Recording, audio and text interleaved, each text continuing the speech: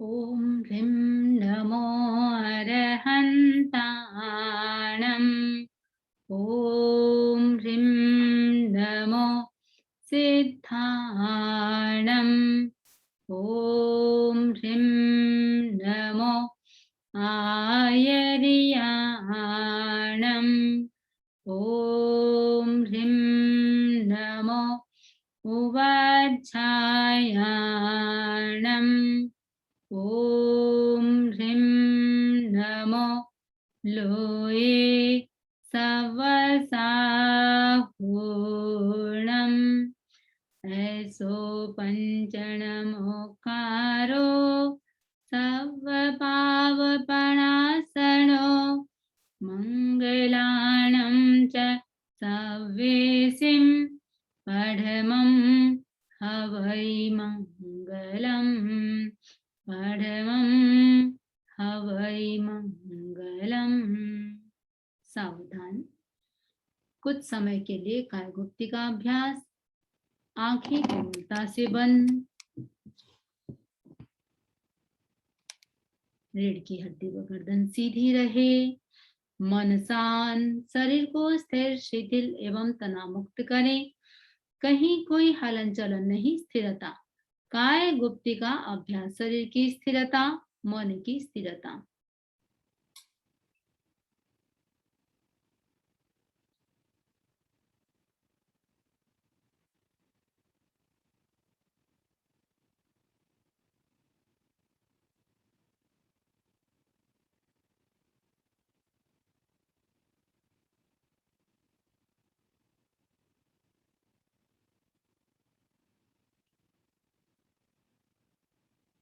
दो तीन लंबा गहरा श्वास ले, लंबा गहरा श्वास छोड़ें।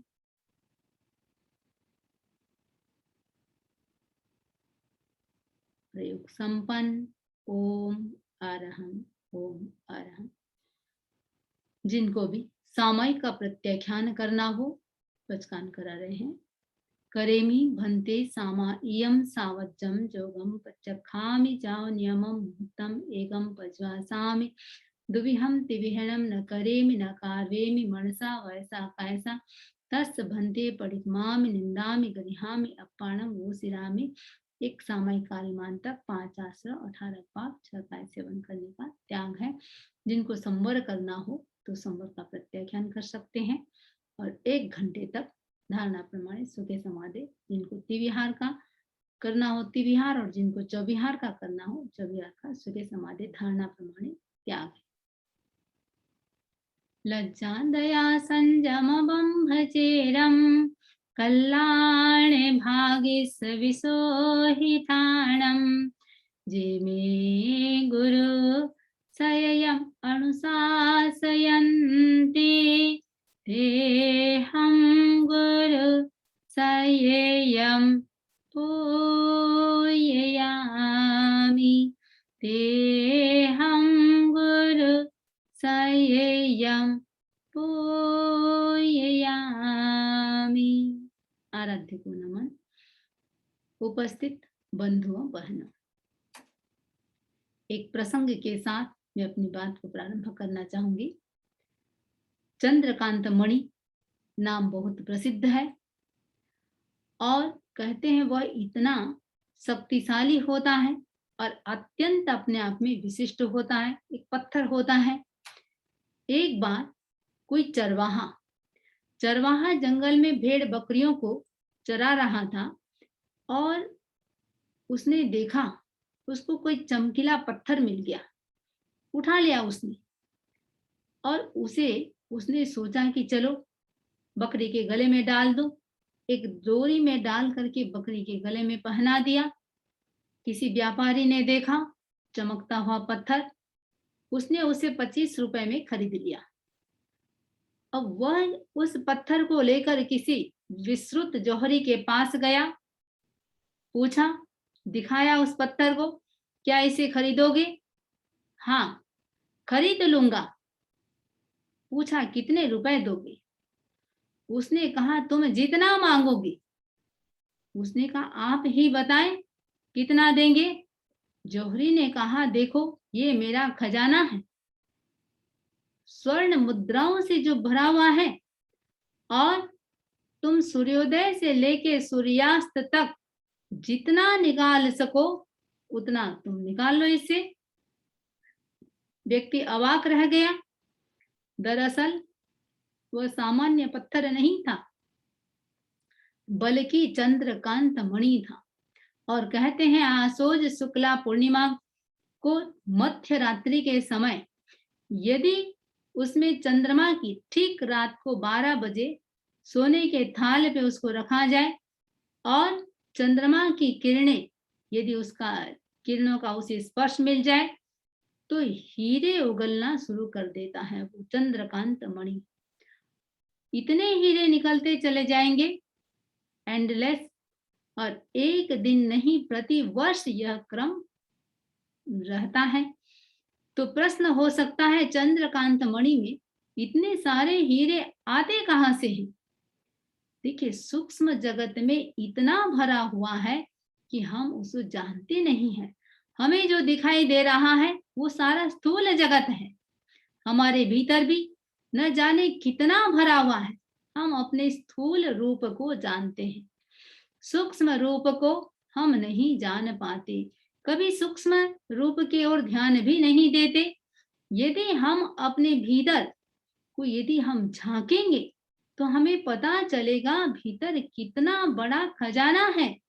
उतना बड़ा खजाना शायद दुनिया में कहीं भी नहीं है।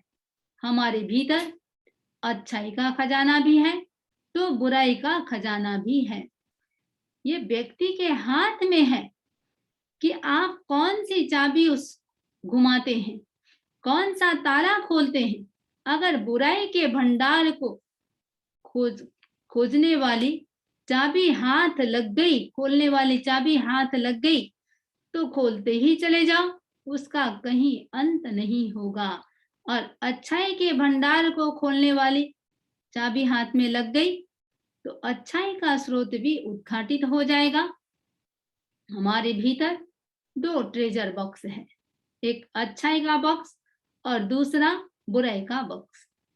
दुनिया में कई आश्चर्य माने गए हैं। पूछा गया सबसे बड़ा आश्चर्य क्या है? देखिए, सबसे बड़ा आश्चर्य आदमी अपने आप को नहीं जानता। किमाश्चर्य मतः परम। इससे बड़ा आश्चर्य क्या है? दूसरों को जानने वाला स्वयं को नहीं जानता, दूसरों को देखने वाला स्वयं को नहीं देखता। दूसरा प्रश्न किया गया, संसार में सबसे कठिन काम क्या है? सबसे कठिन काम दिशा परिवर्तन। दिशा परिवर्तन संसार में सबसे कठिन काम है, दिशा का परिवर्तन। दिशा परिवर्तन के बिना कभी भी बदलाव संभव नहीं है। जीवन की दिशा बदलती है तो अपने आप को जानने और देखने से। बिना जाने बिना देखे हम अपने जीवन की दिशा को नहीं बदल सकते। प्रश्न होता है व्यक्ति बुराई करता क्यों है?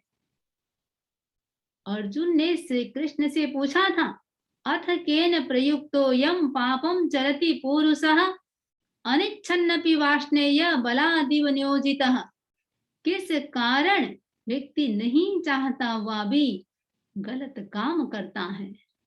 अर्जुन ने पूछा था। श्री कृष्ण ने बहुत सुंदर कहा था। श्री कृष्ण कहते हैं, काम एषः क्रोध एषः रजोगुण समुद्भव महासनो महापात्मा विद्धेन मिह वैरिणम। काम और क्रोध के कारण व्यक्ति के भीतर गहरी मूर्छा और मूढ़ता ये पैदा होता है। व्यक्ति जानता हुआ भी नहीं जानता, देखता हुआ भी नहीं देखता। जब तक व्यक्ति अपने आप को नहीं जानता हमेशा आरोप दूसरों पर करता रहेगा। उसे ये समझ में आ जाए बुराई का आचरण कराने वाला कौन है? काम और क्रोध। काम पैदा होता है इंद्रियों में, मन में और बुद्धि में। इंद्रिय कामना, मानसिक कामना और बौद्धिक कामना की ऐसी तरंगे उठती हैं, व्यक्ति भान भूल जाता है, विवेक उसका खत्म हो जाता है। भीतर से कामना की तरंग के कारण व्यक्ति बेभान हो जाता है। जब तक भावों को अच्छी तरह से नहीं जानेंगे, नकारात्मक भाव के उद्गम स्रोत को खोजा नहीं जा सकता। 3 चीजें देखिए, मन, वाणी और शरीर। इनको चलाने वाला कौन है? इनको चलाने वाला है हमारा भाव। हमारा भाव इनको चलाता है। शरीर हमारा स्थूल है, उससे सूक्ष्म है मन, और मन से भी सूक्ष्म है भाव। चिंतन, विचार, तर्क, कल्पना, ये सारे के सारे मन के कार्य हैं। काम, क्रोध, अहंकार, ईर्ष्या, घृणा, भय, ये देखिए, ये मन के कार्य नहीं है। मन का इनके साथ कोई संबंध नहीं है। रसायन हमारे शरीर को प्रभावित करते हैं और मन भाव को प्रभावित करता है। कई प्रकार के हमारे भीतर भाव होते हैं, इमोशंस होते हैं। ऐसे देखें पॉजिटिव और नेगेटिव, और ऐसे देखें क्रोध, मान, माया, लोभ, भय, घृणा, हास्य, शोक, मैत्री आदि, ये भी सारे इमोशंस हैं। मन और भाव को हम इस प्रकार समझेंगे, एक प्रैक्टिकल प्रसंग से ही इसको समझेंगे। एक व्यक्ति बैठा है, 5 वर्ष पहले कोई घटना घटी हुई है और घटना अचानक उसकी स्मृति में आ जाती है। जैसे ही वह अप्रिय घटना स्मृति में आई, व्यक्ति दुखी बन जाएगा।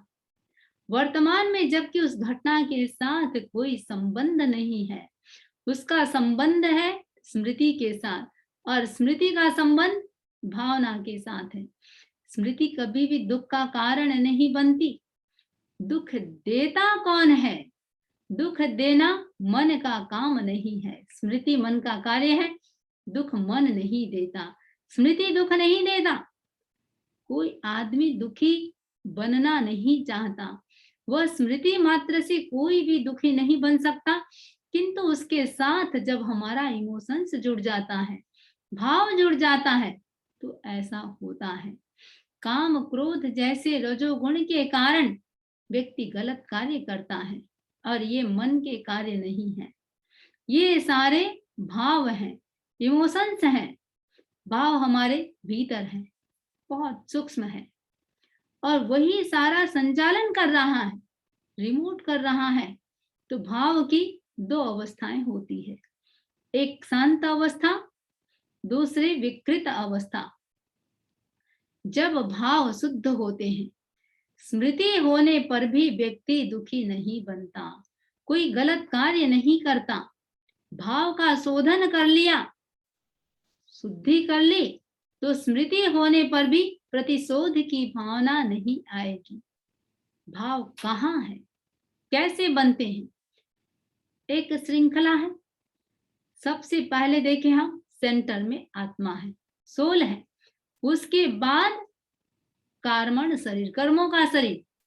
उसके बाद कहते हैं अध्यवसाय। उसके बाद तेजस शरीर, इलेक्ट्रिक बॉडी। उसमें प्रकंपन पैदा जो होता है, हमारे मस्तिष्क में हाइपोथैलेमस या लिम्बिक सिस्टम को प्रभावित करते हैं। यहाँ आकर वो भाव का आकार लेते हैं, और वे भाव हमारे शरीर को, मन को संचालित करते हैं, और वाणी को भी संचालित करते हैं।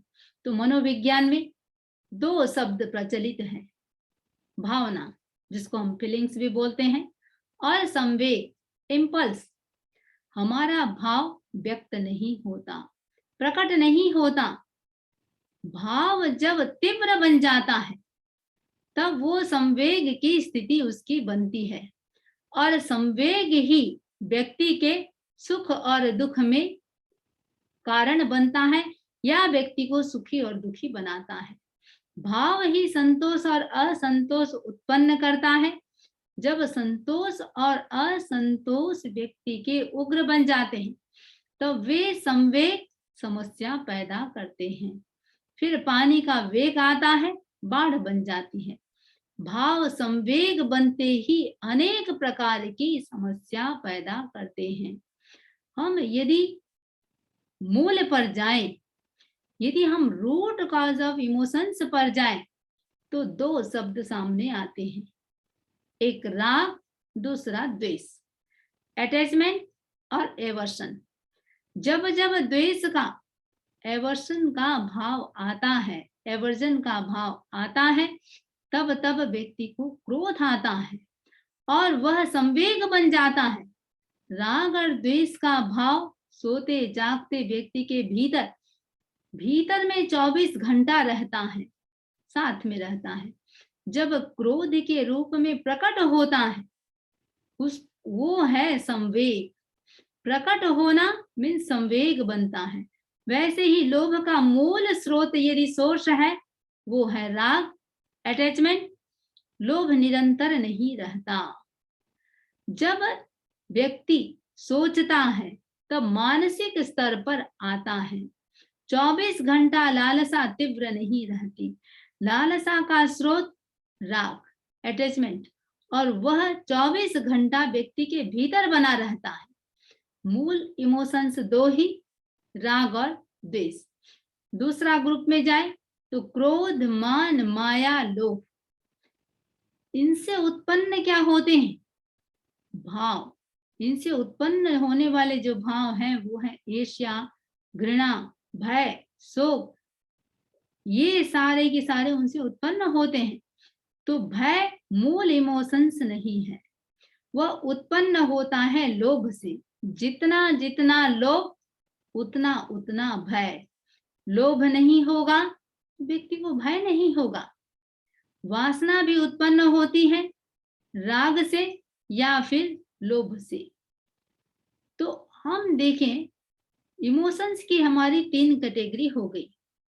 एक राग द्वेष का आशय, दूसरी उनकी तीव्रता से उत्पन्न होने वाला संवेग, और तीसरी कैटेगरी बन जाती है उस संवेग के कारण हमारा जो व्यवहार होता है, जो आचरण होता है।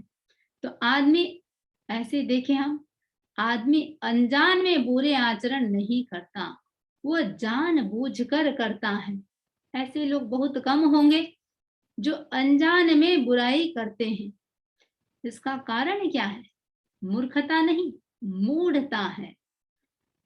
आज शिक्षा का जितना विकास हुआ है, लेकिन बुराइयों की तरफ देखें, इतना शिक्षा का विकास होते हुए भी बुराइयां प्रतिदिन बढ़ती जा रही है। क्यों बढ़ रही है? पढ़ा लिखा आदमी गलत आचरण करता क्यों है? पढ़े लिखे आदमी में कथनी करने में अंतर क्यों है? ज्ञान होना और आचरण कुछ और होना, ये ज्ञान और आचरण में दूरी क्यों? आज ज्ञान का विकास तो बहुत हो रहा है, लेकिन ज्ञान से आचरण प्रभावित नहीं है। कारण क्या है? देखिए, मूर्खता तो मिटी है, ज्ञान के कारण व्यक्ति के भीतर मूर्खता तो मिटी है, लेकिन मूढ़ता ज्यों की त्यों विद्यमान है। मूढ़ता मिटती किससे है? भावनात्मक विकास से। आज अपेक्षा है ज्ञान और आचरण की दूरी मिटे, बौद्धिक विकास और भावनात्मक विकास का संतुलन हो। एक बहुत पढ़ा लिखा आदमी है, घर में कलह करता है, समाज में कलह के बीज बोता है, अपशब्दों का प्रयोग करता है, कुछ भी सहन नहीं कर सकता। प्रश्न होता है क्यों? अहंकार, ममकार इतना तीव्र, स्वयं भी दुखी रहता है और दूसरों को भी दुखी करता रहता है। तो भाव और ग्रंथि तंत्र पर भी हम विचार करें। शरीर में हमारे भीतर अनेक प्रकार के रसायन बनते हैं। हमारा मस्तिष्क भी प्रचुर मात्रा में रसायनों का उत्पादन करता है। रसायनों का सुपर प्लांट कोई है, वो है ग्रंथियां। हमारे भीतर अंतःस्रावी ग्रंथियों के स्राव हमारे इमोशंस को, भावों को प्रभावित करते हैं। ग्रंथि तंत्र और भावनाओं का आपस में गहरा संबंध है। कुछ के ग्रंथि तंत्र संतुलित रहते हैं और कुछ के ग्रंथि तंत्र असंतुलित रहते हैं। एक ग्रंथि अधिक स्राव करती है। अनेक प्रकार की ग्रंथि तंत्र, एक ग्रंथि तंत्र अधिक स्राव करती है और दूसरी ग्रंथि तंत्र कम स्राव करती है। किसी में कोई ग्रंथि काम करती है और किसी में कोई। कुछ का पीनियल ग्लैंड अधिक एक्टिव रहता है, सक्रिय रहता है, तो कुछ व्यक्तियों का एड्रिनल ग्लैंड एक्टिव रहता है, जिसमें द्वेष, तनाव, आवेश अधिक है। तो मान के चलें, स्पष्ट है कि उसका एड्रिनल ग्लैंड अधिक एक्टिव है, जिसमें फास्ट डिसीजन की कैपेसिटी है, जो अपने अंतर प्रज्ञा से, अपने इंट्यूशन से वो दूर की बात देखता है, सोचता है, किसी भी चीज में डेप्थ में जाता है, तो मानना चाहिए उसकी पिट्यूटरी ग्लैंड अच्छा काम कर रहा है, जिसमें निरंतर काम वासना रहती है। तो समझा जा सकता है उसके भीतर गोनाड से ज्यादा काम कर रहा है। तो प्रत्येक व्यक्ति में डिफरेंस होता है, अंतर होता है। ये डिफरेंस का रीजन क्या है? हमारे भीतर के ग्रंथियों के स्रावों के संतुलन और असंतुलन से ऐसा होता है। पिट्यूटरी ग्लैंड 12 प्रकार के रसायन उससे निर्मित होते हैं और अन्य ग्रंथियां भी। एक ज्ञानी कहता कुछ है और करता कुछ है। ये ज्ञान और आचरण की दूरी, इसका मतलब क्या है? इसका मतलब यही है कि पिट्यूटरी का स्राव सिक्रेशन समुचित नहीं है। इससे इस ग्लैंड के समुचित हुए बिना अंतर्दृष्टि नहीं जागती, और उसके बिना हम जो कथनी और करनी की बात कर रहे हैं, कथनी और करनी की दूरी भी नहीं मिट सकती। प्रश्न होता है, क्या संतुलित व्यक्तित्व का निर्माण संभव है? संभव है। हमारे मस्तिष्क का एक भाग हाइपोथैलेमस, जो भावना के प्रति बहुत ही संवेदनशील होता है, सेंसिटिव होता है, और वह भावनाओं को बहुत जल्दी पकड़ता है। भावना, हमारा जो इमोशंस है, इन्फ्लुएंस टू हाइपोथैलेमस, और दूसरे सारे ऑर्गन्स, ग्लैंड्स भी उससे प्रभावित होते हैं। आज देखें, आज के युग में चरित्र का बहुत ज्यादा ह्रास भले हो रहा है, भले चरित्र का ह्रास हो रहा है, फिर भी आदमी चरित्र को महत्व दे रहा है। किसी भी दुकान में चले जाएं, सभी दुकानों पर लिखा हुआ क्या मिलेगा? यहाँ शुद्ध वस्तु मिलती है। आज कोई कितना ही प्रामाणिक अप्रामाणिक खुद क्यों ना हो, वो चाहता क्या है? अच्छी वस्तु मिले, प्रामाणिक नौकर मिले। मीन्स व्यक्ति अभी तक चरित्र को, ऑनेस्टी को इंपॉर्टेंस दे रहा है। मैं कहाँ हूं, मेरी चेतना कहाँ है, इस पर ध्यान देना बहुत जरूरी है। ज्यादातर लोगों की चेतना नाभि के आसपास परिक्रमा कर रही है। इसलिए आज प्रतिदिन नए नए अपराध सामने आ रहे हैं। ये एड्रिनल का स्थान है और यही अपराधों का मूल केंद्र है। तो हमारे शरीर में अनेक मैग्नेटिक फील्ड हैं, चुंबकीय क्षेत्र हैं, और वे रसायनों से प्रभावित होते हैं। वहां हमारी चेतना और हमारी वृत्तियां प्रकट होती है। जब हमारा भाव अशुद्ध होता है तो ग्रंथियों के स्राव भी खराब होते हैं। मनुष्य का चिंतन और आचरण जैसा होता है, वैसे ही ग्रंथियों के सिक्रेशन होते हैं, स्राव होते हैं। एक वैज्ञानिक ने बहुत सुंदर लिखा है, we are nice today and they are nice tomorrow. यदि हम ग्रंथियों के प्रति अच्छा व्यवहार करते हैं तो ग्रंथियां हमारे प्रति अच्छा व्यवहार करेंगी। बुरे विचार, बुरी प्रवृत्तियां, ये सारे के सारे ग्रंथियों के, इससे हमारे भीतर के ग्रंथियों के स्राव खराब होते हैं और व्यक्ति अपराधी मनोवृत्ति वाला बन जाता है। स्मगलिंग करने वाले अपनी पिट्यूटरी ग्लैंड पर वो बुरा प्रभाव डाल रहे हैं। चाहे हम जितने भी नशे की चीजें देखें, शराब है, ड्रिंक, स्मोक, इन सब से एड्रिनल ग्लैंड एक्टिव होता है तो शरीर विकृत होता है, चेतना विकृत होता है और भाव तंत्र भी गड़बड़ा जाता है। यदि व्यक्ति नशीली चीजों का निरंतर सेवन करता है, वो भीतर से स्नायविक मांग होने लग जाती है, हमारा नर्वस सिस्टम डिमांड करने लग जाता है, तो व्यसन आ गया, मीन्स बिगड़ने का पहला रास्ता खुल गया, पहला द्वार खुल गया। एक बहुत ज्यादा पीने वाला व्यक्ति सुबह सुबह अखबार पढ़ रहा था। पत्नी बहुत परेशान थी, बहुत बार कहा करती थी शराब छोड़ दो।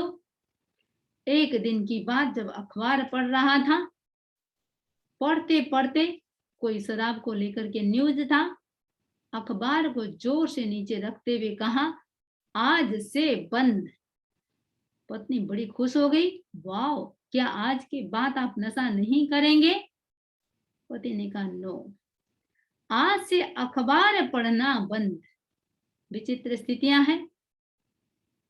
आज विद्या संस्थानों में देखें हम, नशीले वस्तुओं का सेवन खुलेआम चलता है। उनकी लोग, पढ़े लिखे लोग, उनकी हानियों को जानते हुए भी, परिणाम और रिजल्ट को जानते हुए भी धड़ल्ले के साथ उसका प्रयोग कर रहे हैं और मात्रा, क्वांटिटी भी उसकी बढ़ती जा रही है। तो मूर्खता के उन्मूलन के साथ साथ ज्ञान के विकास के साथ साथ आवश्यक है मूढ़ता का भी उन्मूलन हो। बौद्धिक विकास के साथ साथ भावनात्मक विकास, हमारा इमोशंस डेवलपमेंट पर भी ध्यान देना चाहिए। तो अच्छा भाव, अच्छा मन। भाव बुरे होंगे तो हमारा मन भी बुरा हो जाएगा। मन में डिप्रेशन का भाव आता है, बेचैनी होती है। ये डिप्रेशन, बेचैनी का कारण क्या है, क्यों होता है, उसमें कमजोरियां क्यों आती है? अकारण व्यक्ति बैठा बैठा भय सताने लग जाता है। ये क्यों सताया? देखिए, मन पानी है, पानी कभी गर्म नहीं होता, पानी के समान है। पानी अपने आप में गर्म नहीं होता, पानी का स्वभाव है ठंडापन। जब आग आती है उसे गर्म होना पड़ता है। मन अशांत नहीं है, नीचे अशुद्ध भावों की भट्टी जल रही है। भाव की शांति, मन की शांति। ध्यान किस पर देना है? हमको इमोशंस पर ध्यान देना है। भाव की अशांति, मन की अशांति। बात हम इमोशंस की कर रहे हैं। हमारे अंदर 3 प्रकार के दोष माने गए हैं। आयुर्वेद में त्रिदोष और भाव का संबंध है। आयुर्वेद में 3 दोष माने गए हैं, वात, पित्त और कफ। और भाव इन तीनों दोषों से प्रभावित होता है और ये दोष भावों को उत्पन्न करते हैं। देखिए, वायु का जब प्रकोप बढ़ता है, वायु जब एक्सट्रीम हो जाता है, अकारण व्यक्ति भयभीत हो जाएगा। बहुत सारी कल्पनाएं व्यक्ति के उठने लग जाएगी। काम की भावना, शोक, व्यक्ति एकदम दुखी बन जाएगा। मन की अस्थिरता, ये सारे की सारे वायु के प्रकोप से होते हैं। और जब पित्त दोष बढ़ता है, पित्त का प्रकोप बढ़ता है, व्यक्ति का मन विक्षिप्त हो जाएगा। पित्त के प्रकोप बढ़ने के साथ साथ व्यक्ति का गुस्सा का लेवल हाई हो जाएगा, श्वास भी उसकी तेज हो जाएगी, मन भी तेज, बुद्धि भी तेज। आज कोई बहुत बोलेंगे बहुत बुद्धि तेज है, इसका मतलब उसमें पित्त की मात्रा अधिक है। तो ये सारे की सारे पित्त दोष से, पित्त की अधिकता से होते हैं। और कफ की मात्रा अधिक होती है, व्यक्ति की तंद्रा सताएगी, नींद अधिक होगी, मूर्छा, मूढ़ता, भ्रम, हास्य, शोक, रति, तृष्णा, लोभ, ये सारे की सारे लोभ के बढ़ने के साथ साथ ये सारे बढ़ते चले जाएंगे। तो इस प्रकार ये दोष भावों को उत्पन्न करते हैं और भावों को एक्सप्रेस करने में निमित्त बनते हैं। कहा गया है, देखिए, वातम विजयते ज्ञानम। नॉलेज, जितना ज्ञान करेंगे, नॉलेज वायु के प्रकोप को शांत करता है। दर्शनम पित्त वारणम, दर्शन, परसेप्शन पित्त के प्रकोप को शांत करता है। चरणम कफ नाशय, चारित्र व्यक्ति के कफ का नाश करता है। कैसे करता है? ज्ञान के विकास से इच्छाएं कम होगी। जहां इच्छाएं वहां काम, भय, शोक, ये सारा की सारा होगा। और ये तीनों वायुवर्धक होते हैं। पित्त का काम चंचलता और क्रोध पैदा करना। ये सारे की सारे देखिए दृष्टिकोण के आधार पर होते हैं। जैसे जिसके प्रति गलत दृष्टिकोण बन गया, उसके कार्य के प्रति भी मान के चले, व्यक्ति के भीतर क्रोध आ जाता है। जिसके प्रति यदि दृष्टि हमारी सही है, वो गलती करता है तो भी हमारा उसके प्रति दृष्टिकोण, नजरिया सही है, तो वो चीज अच्छा लगता है। तो पित्त को उत्तेजित होने का अवसर ही नहीं मिलता। एसिडिटी, ये सारे के सारे पित्त की बात कर रहे हैं। तो पित्त यानी एसिडिटी। तो दर्शनम पित्त वारणम, ये दृष्टिकोण सही है तो पित्त का नाश होता है। चरणम कफ नाशय, चारित्र से कफ का प्रकोप शांत होता है। चारित्र का मतलब क्या है? व्यक्ति का आचरण, समता का भाव, अहिंसा का भाव, सत्य का आचरण, प्रामाणिकता, इन सारे भावों से कफ का नाश होता है। तो हमारे ही भावों के कारण हमारे भीतर दो प्रकार का व्यक्तित्व है। भावों से कई प्रकार के, दो प्रकार के नहीं, कई प्रकार के व्यक्तित्व बन जाते हैं। देखिए, प्रातः काल एक व्यक्ति है, उठता है, शांत है, क्षमाशील है, किसी प्रकार का कोई द्वंद्व नहीं। वही व्यक्ति सायंकाल होते होते अशांत हो जाएगा, क्रोधाकुल हो जाएगा और द्वंद्व युक्त हो जाता है। एक ही दिन में न जाने कितने रूप बदलता है। और कोई हाई फ्रीक्वेंसी वाले कैमरे से उसके फोटो ले तो पहचान ही नहीं पाएंगे। एक व्यक्ति के इतने पोज भी हो सकते हैं क्या? तो ये होता है। अब हम देखें, भाव और आहार का भी संबंध होता है, इमोशन और फूड का संबंध। बायोकेमिस्ट कहता है कि अमुक प्रकार के लवण की कमी हमारे भीतर का संतुलन बिगड़ जाता है। जब भोजन संतुलित नहीं होता, आदतें भी बिगड़ जाती हैं। विटामिन की कमी, अलग अलग प्रकार के विटामिन होते हैं।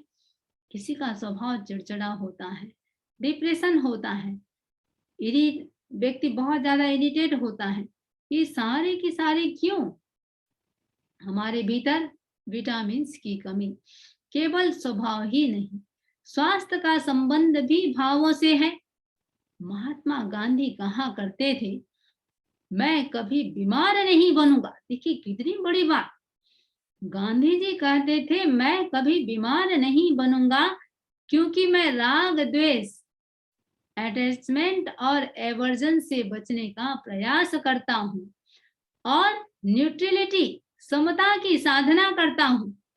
अब जिसे तेज क्रोध आता है, रिजल्ट क्या होगा? Heart attack. न किसी का बुरा सोचना, न ईर्ष्या, न घृणा, मान के चलें उसे बड़ी कोई बीमारी जल्दी से होने की संभावना बहुत कम हो जाएगी। आज बड़ी बड़ी जो बीमारियां हैं, कैंसर का एक कारण कहा गया है नशीले वस्तुओं का सेवन। भाव शुद्ध है। देखिए यहाँ भाव का कैसे कनेक्शन है। भाव यदि व्यक्ति का शुद्ध है, पवित्र है, कभी भी वो नशीली वस्तुओं का सेवन कभी करना ही नहीं पड़ेगा। और बहुत बार देखते हैं, व्यक्ति कहता है मैं बीमार हूं, बहुत कष्ट में हूं, दुख भोग रहा हूं। मशीनें कह रही है, डॉक्टर कह रहा है कोई बीमारी नहीं है, व्यक्ति कह रहा है मैं बीमार हूं, ऐसा क्यों? ये विरोधाभास, विसंगति क्यों? अब इसका समाधान कहाँ खोजेंगे? भाव जगत में। बीमारी न शरीर में आई है और न मन में आई है, न वह सोमेटिक है और न वह साइकोसोमेटिक है, वह बीमारी है साइक, भावात्मक। जो बीमारी आने वाली है हमारे शरीर में, जो 3 या 6 महीना बाद आने वाली है, वो 3 या 6 महीना पहले पता चल जाता है हमारे आभा मंडल से, ओरा से, कि ये बीमारी 3 महीने या 6 महीने बाद आने वाली है। हमारा ओरा हमारी भावनाओं का प्रतिनिधित्व करता है। तो ओरा हमारा, जो भी हमारे चारों तरफ ये ओरा है, वो भावनाओं का प्रतिनिधित्व करता है। तो अभी ऐसा कर रहे हैं, हो रहा है, अभी चिकित्सा करते हैं, बीमारियों का निदान करते हैं, रोगों का निदान कर रहे हैं। सिर्फ आभा मंडल से रोगों का निदान किया जा रहा है। अच्छा भाव होगा, ओरा भी उसका अच्छा होगा, और अच्छा भाव होगा तो ऑटोमेटिक ओरा अच्छा बन जाएगा। बुरा भाव है मीन्स ओरा विकृत हो जाएगा। भयंकर बीमारियों से बचना है तो भी क्या करें? भाव के प्रति, इमोशंस के प्रति हम जागृत हो जाए, जागरूक बन जाए, क्योंकि बीमारी का कारण न तो वायरस है, न जर्म्स है, और हमारे भीतर का जो इम्यून सिस्टम है, इम्यूनिटी सिस्टम है, जो रेजिस्टेंस पावर है, जो रोग प्रतिरोधात्मक क्षमता है, वह इन बाहर के तत्वों पर निर्भर नहीं है। इसका स्रोत क्या है? मन की पवित्रता, और उससे आगे जाए भावों की पवित्रता। स्वास्थ्य की ही बात करें, जैसे भय है, भय के साथ देखिए अनेक बीमारियां जुड़ी हुई हैं। अब किसी चीज के प्रति क्यूरियोसिटी का भाव आया, उत्सुकता, अति लालसा, ये भाव आया, मान के चलें वो भयंकर बीमारी उत्पन्न करती है। और व्यक्ति के ये क्यूरियोसिटी का भाव किसको प्रभावित करेगा? हमारी थायराइड को, थायराइड को प्रभावित करेगा, जिससे थायरोक्सिन की क्रिया बदल जाती है, चयापचय, मेटाबॉलिज्म की क्रिया बदल जाती है, व्यक्ति उदास, स्वभाव में चिड़चिड़ापन आ जाएगा, डिप्रेशन की स्थिति हो जाएगी। इस प्रकार की बीमारियां पैदा हो जाती है, क्योंकि कीटाणु, जर्म्स, वायरस, ये कोई कीटाणु बाहर से नहीं आया है, जर्म्स भी नहीं आया है, कोई वायरस भी नहीं आया है, बस उत्सुकता का भाव, भय का, क्रोध का भाव, ये स्वास्थ्य को गड़बड़ा रहे हैं। तो ये पहले नर्वस सिस्टम को, हमारे नर्वस सिस्टम को बिल्कुल इम्बैलेंस कर देते हैं, अस्त व्यस्त कर देते हैं, फिर हमारे ग्रंथि तंत्र को अस्त व्यस्त करते हैं, और फिर बीमारियों के लिए खुला निमंत्रण हो जाता है। तो हमारे भावों को और क्या क्या इफेक्ट करते हैं? देखिए, ग्रहों के कॉस्मिक रेज भी भावों को इफेक्ट करते हैं, और रंगों का भी भावों के साथ काफी कनेक्शन होता है। 5 जो तत्व माने गए हैं उनका भी भावों के साथ कनेक्शन होता है। हम जो पोस्चर, हमारी बैठने का पोजीशन क्या है, हाथों की मुद्रा क्या है, ये मुद्रा, पोस्चर और भावों का कनेक्शन होता है। कहाँ भी गया है, जैसी मुद्रा वैसा भाव, जैसा भाव वैसा श्राव, और जैसा श्राव वैसा स्वभाव। अब हम देखें, इमोशंस की बात कर रहे हैं, तो हमारे कितने टाइप के इमोशंस होते हैं और उनका रीजन क्या होता है, हम देखें। देखिए, रति, अटैचमेंट, सुख पाने की इच्छा, जीने की इच्छा, ये सारा की सारा क्या है? बस मेरा सब कुछ अच्छा हो, ये मेरा सब कुछ अच्छा हो, मेरा पेट भरे, इसके कारण व्यक्ति सुख के पीछे दौड़ता रहता है और दुख से भागता रहता है।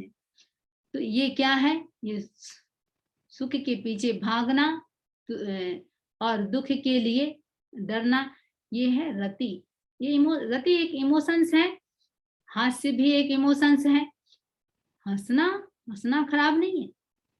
दूसरों का मखौल उड़ाना, जब अपना उत्कर्ष व्यक्ति दिखाना चाहता है और दूसरों को नीचा दिखाना चाहता है, प्राय अक्सर एक स्वभाव बन जाता है, तब वो हमेशा स्वयं को बड़ा और दूसरों को छोटा मानता है। किसी से कोई भूल हो जाए, अब भूल होते ही वो क्या करेगा, उपहास करने लग जाएगा। किसी ने कहा, मुझे हंसी आती है। कब आती है? जब दूसरे को गलती करता हुआ देखता हूं, तो मुझे हंसी आती है। उपहास करता है दूसरों का। कोई कुछ बता न पाए, बस इसे कुछ आता ही नहीं है कहकर पूरे समूह में मजाक उड़ा देंगे। ये भी एक हास्य का एक ये इमोशंस है। शोक भी एक इमोशंस है। आदमी सोचता बहुत है, और मान के चले जो अधिक सोचता है, सोच और शोक एक ही बात है। क्यों सोचता है? जो भी बड़प्पन, उत्कर्ष, धन, वैभव, परिवार, सुख, सुविधा, ये जितनी भी चीजें हैं, चली न जाए, इसी सोच से कई बार व्यक्ति अकरणीय कार्य भी कर लेता है। मूर्खता के 6 प्रकार के लक्षण बताए गए हैं। देखिए, कालिदास ने कहा था, गतम न सोचामि कृतम न मन्ये। मैं गए वे, कोई चीज नष्ट हो गया, गए वे का कभी शोक नहीं करता और कृत का कभी अभिमान नहीं करता। तो ये कृत का अभिमान और गए हुए वस्तु का शोक, ये सारे मूर्खता के लक्षण हैं। भय भी एक इमोशंस है। निरंतर व्यक्ति के भीतर भय का भाव होता है। डर रहे हैं मीन्स भीतर कोई ना कोई कमजोरी है, इंफ्योरिटी कॉम्प्लेक्स बनी हुई है, किसी भी चीज से डर रहे हैं, तो ये भी एक इमोशंस है। घृणा भी एक इमोशंस है। कोई सुंदर होता है, कोई भद्दा होता है, कोई अच्छा लगता है, कोई दूसरा बुरा लगता है, एक प्रिय लगता है, दूसरा अप्रिय लगता है।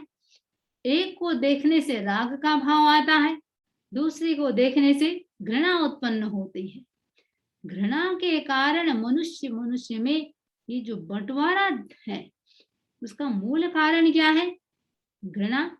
और वैसे देखें, पदार्थ की अपनी प्रकृति है, और घृणा का भाव हो तो देखिए, एक सर्जन कभी भी ऑपरेशन नहीं कर सकता, कोई किसी की सेवा नहीं कर सकता।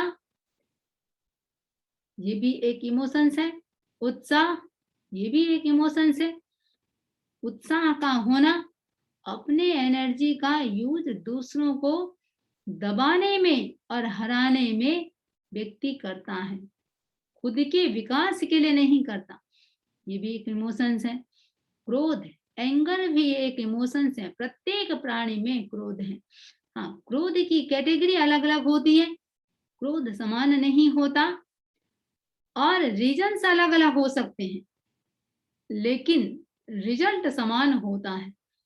देखिए, क्रोध व्यक्ति के मित्रता को तोड़ता है।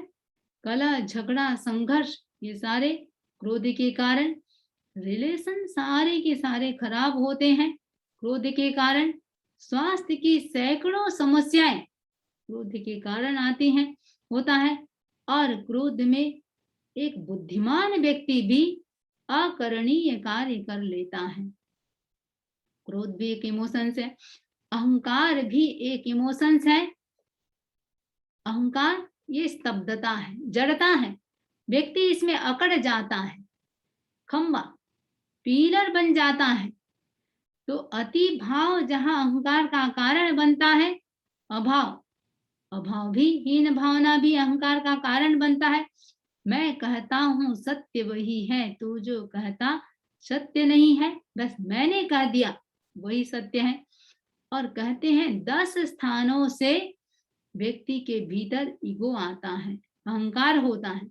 मेरा रूप ऐसा है, मैं बलशाली हूं, मैं ज्ञानी हूं, मेरे पास इतना वैभव है, ये सारा की सारा अहंकार।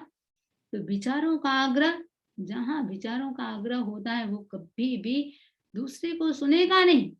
अहंकार में दूसरों को कभी भी व्यक्ति महत्व नहीं देता। अहंकार प्रबल, मैं जो कहूं बस वही होना चाहिए, मुझे ही लोग सुने, मेरी चाह पूरी हो। जितने भी मानसिक तनाव हैं सारे के सारे यदि हम परसेंटेज से देखें, 70% अहम पूर्ति के अभाव के कारण समस्याएं आती हैं। तो अहंकार से मन की शांति टूटती है, भाषा की सभ्यता नहीं रहती है। मुंह में आए जो बोला। आपसी कटुता का कारण क्या है? वाणी का असंयम, वाणी का अविवेक। और अहंकार का स्थान कहाँ है? क्रोध का स्थान देखिए, व्यक्ति का दिमाग काम करना बंद कर देगा। अहंकार का स्थान होता है गर्दन, लचीलापन बिल्कुल अकड़ जाएगा व्यक्ति, लचीलापन समाप्त। और हजारों समस्याओं और हजारों दुखों का मूल यदि कोई है तो वो है व्यक्ति के भीतर का अहंकार। माया भी एक इमोशंस है। माया देखिए, यह न तो आवेश है न जड़ता है, ये भीतर का कांटा है। माया को शल्य भी कहा गया है और इसे भीतर रहना पसंद है, बाहर नहीं आता। आपसी अविश्वास का मूल कोई कारण है तो वो माया। और ये माया आपसी विश्वास, प्रेम, इन सबको खत्म कर देता है। और मान के चले, जो भी माया करता है वो हमेशा सशंकित रहता है, भयभीत रहता है। लोभ, ये भी एक इमोशंस है, ये विवेक को खत्म करता है। लोभ के वशीभूत होकर व्यक्ति दूसरों के साथ अन्याय करता है और ये ऐसा गड्ढा है जिसे कभी भरा नहीं जा सकता। लोभ के साथ ही अहंकार, क्रोध, ये सारे के सारे जुड़े हुए हैं। अब बात यह है, देखिए जो इमोशंस की हम बात कर रहे हैं, इमोशंस को कंट्रोल कैसे करें, इमोशंस को मैनेज कैसे करें। और हमारे भीतर जो कसाय है यदि प्रबल है किसी के भीतर भी, उसका लक्षण क्या है? देखिए, वो व्यक्ति केवल खुद का अप्रिशिएट करता रहेगा। 3 कारण है, तीव्र कसाय के 3 लक्षण हैं। आत्म प्रशंसा, हर चीज में खुद की प्रशंसा करता रहेगा। दूसरी बात, बड़ों में दोष दर्शन, सामने वाले में केवल मिस्टेक दिखता रहेगा। मिस्टेक देखने के भी 2 कारण है। एक तो है कि सुधारने के लक्ष्य से हम उसको कोई बात कहते हैं और एक सिर्फ कहने के लिए कहते रहते हैं। और तीसरी बात देखिए, कोई बात हो गई, दीर्घ काल तक उसको गांठ मार लेना, दीर्घकालीन वीराणु बंध, ये सारे तीव्र कसाय के लक्षण हैं। और मंद कसाय के लक्षण, व्यक्ति का कसाय मंद है, घटना घट भी गई, व्यक्ति सभ्यता खत्म नहीं करेगा, हमेशा प्रिय वचन बोलेगा, दुर्जन को भी क्षमा करता है और दूसरों के सबके गुणों को वो ग्रहण करता है। अब बात यह है कि हम अपने कसायों को, इमोशंस को मंद कैसे करें? मौन का प्रयोग करना चाहिए जितना हो सके, और जब जब अवसर आए मौन की साधना हो।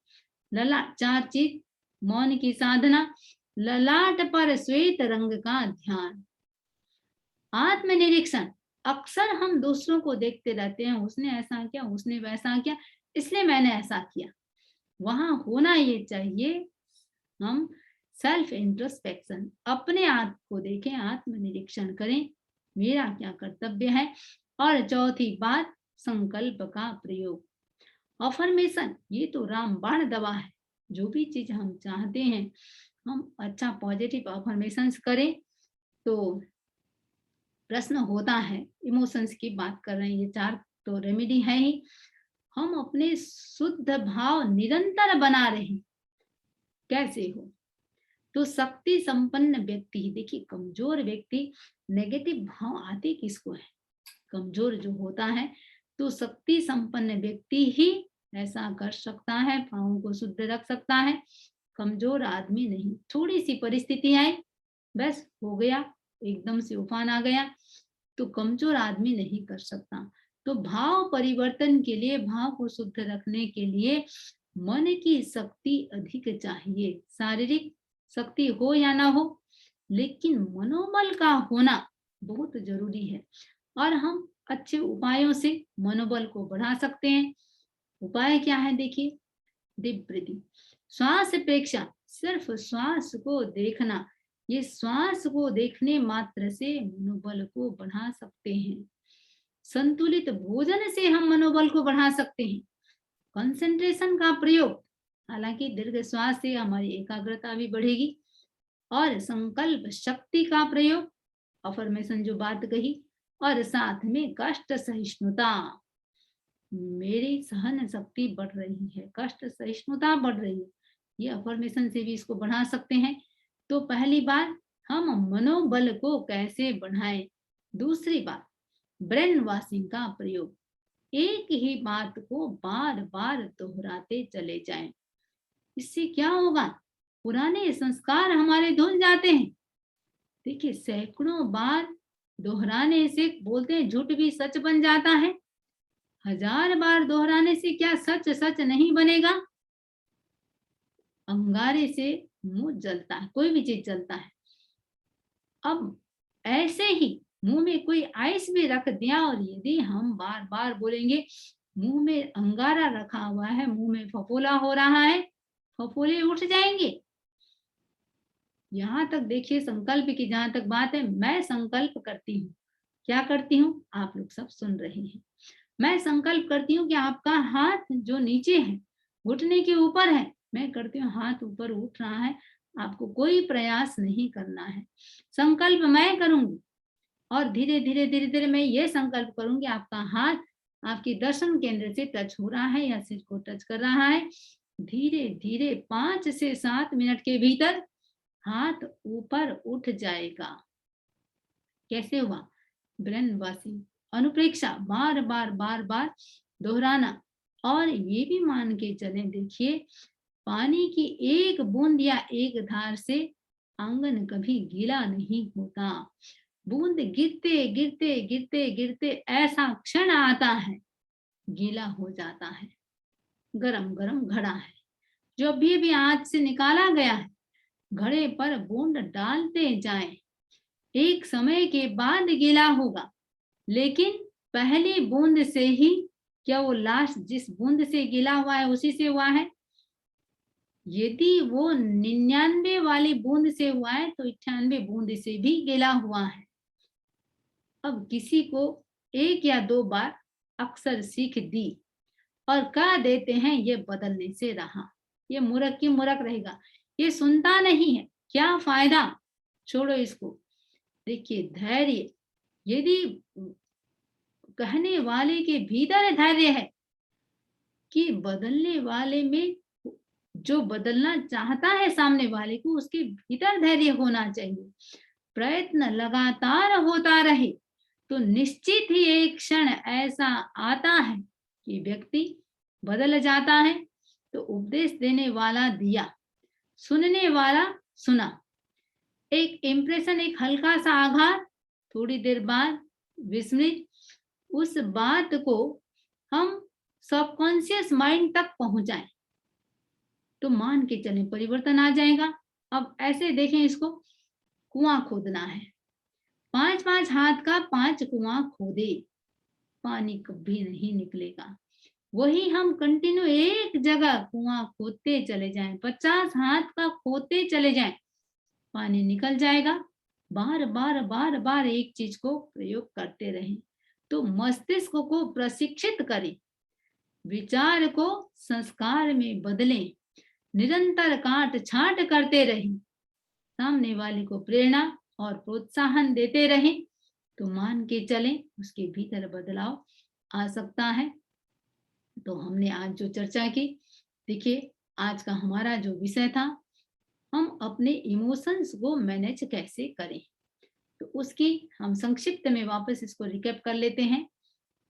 हमारे भीतर क्या कुछ है, चंद्रकांत मणि की तरह अनंत खजाना भरा हुआ है, अच्छाई भी की भी और बुराई की भी।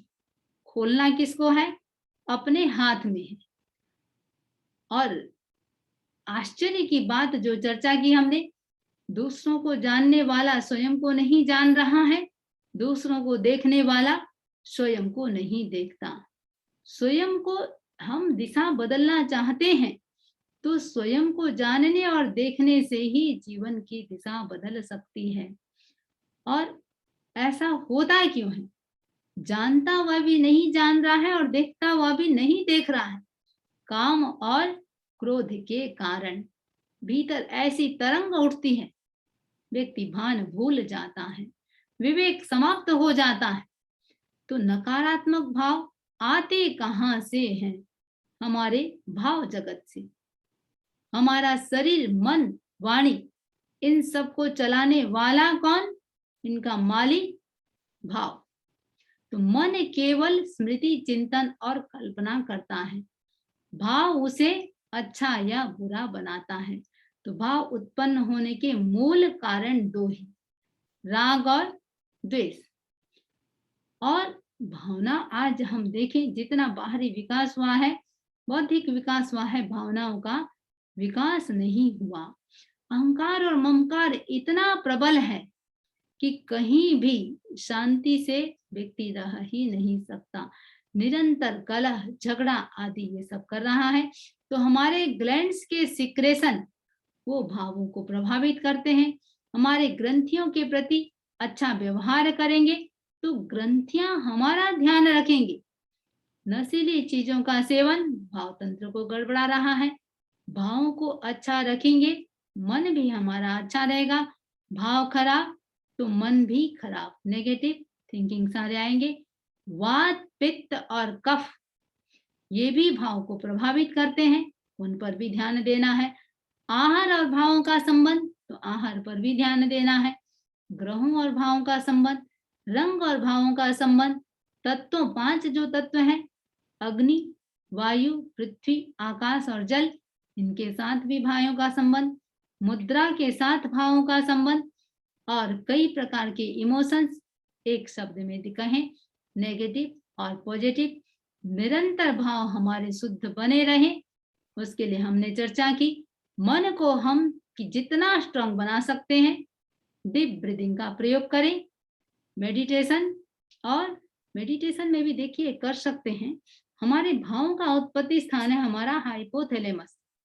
हाइपोथैलेमस में अर्ध चंद्रमा का ध्यान, इससे हमारे भाव इतने पवित्र होंगे, इतने पवित्र होंगे, नेगेटिव भाव लाना भी चाहें तो नहीं आएगा। ब्रेन वॉशिंग, अनुप्रेक्षा का प्रयोग, संकल्प शक्ति का प्रयोग, संतुलित भोजन, खेचरी मुद्रा, जीभ को उलट करके तालू से लगाना, ये भी भाव शुद्धि का साधन है। अच्छा देखें, अच्छा सुने, अच्छा बोले, तो हमारे इमोशंस पर हमारा कंट्रोल होगा। यानी भावनाओं के साथ ओम अरहम, ओम अरहम। समय का पहले मंगल पाठ, चत्तारि मंगलम अर्हंता मंगलम सिद्धा मंगलम साहु मंगलम केवली पन्नतो धमो मंगलम चत्तारि लोगोत्तमा अर्हंता लोगोत्तमा सिद्धा लोगोत्तमा साहु लोगोत्तमा केवली पन्नतो धमो लोगोत्तमो चत्तारि शरणं पवज्जामि अर्हन्ति शरणं पवज्जामि सिद्धे शरणं पवज्जामि साहु शरणं पवज्जामि केवली पन्नतं धम्मं शरणं पवज्जामि विघ्नहरण मंगलकरण स्वाम भिक्षुनो नाम गुणोलक समरण किया सर्य चिंत्या काम सर्य चिंत्या काम। समय का प्रत्याख्यान। 9वें सामयिक व्रत में जो कोई अतिचार दोष लगा हो, मैं उसकी आलोचना करती हूँ। मन की सावध प्रवृत्ति की हो, वचन की सावध प्रवृत्ति की हो, काय की सावध प्रवृत्ति की हो, सामयिक से पहले सामयिक के नियमों का पूरा पालन नहीं किया हो, अवधि से पहले सामयिक को पूरा किया हो, इनसे लगे मेरे दोष मिथ्या हो, निष्फल हो। ओम अरहम, ओम अरहम।